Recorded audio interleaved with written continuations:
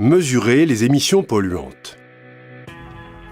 Pour vendre des véhicules en Europe, les constructeurs doivent les faire homologuer selon des normes. Elles sont regroupées sous l'appellation Euro. La première norme, dite Euro 1, date de 1992. Nous sommes aujourd'hui à la norme Euro 6. L'homologation s'appuie sur le test NEDC. Il vérifie que les seuils de polluants définis par la réglementation ne sont pas dépassés. Il définit également les conditions d'essai. Réalisées sous le contrôle d'organismes indépendants, ces mesures sont actuellement effectuées sur des bancs à rouleaux en laboratoire, selon un protocole précis et surtout reproductible. Il existe néanmoins une différence entre ces mesures et celles qui seraient réalisées en conditions réelles de conduite, qui, elles, sont extrêmement variables.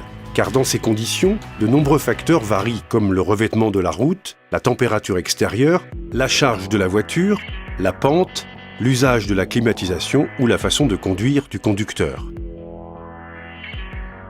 Autant de situations difficiles à reproduire en laboratoire.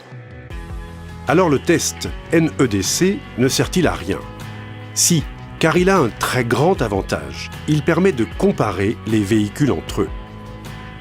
Pour s'approcher des conditions réelles de roulage des clients, un nouveau test en laboratoire appelé WLTP a été développé.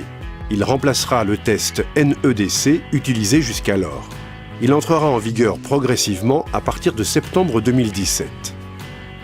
En même temps que le test en laboratoire WLTP, la norme Euro 6 introduira un nouveau protocole d'essai complémentaire appelé RDE, Real Driving Emission. Il se fera sur route et son but sera de comparer les valeurs d'émissions mesurées lors des essais en laboratoire de celles mesurées en usage client. Un facteur de conformité, c'est-à-dire le ratio entre les émissions mesurées sur route et la valeur limite définie par la norme sur le cycle normalisé, fixera une valeur à ne pas dépasser en usage client sur route.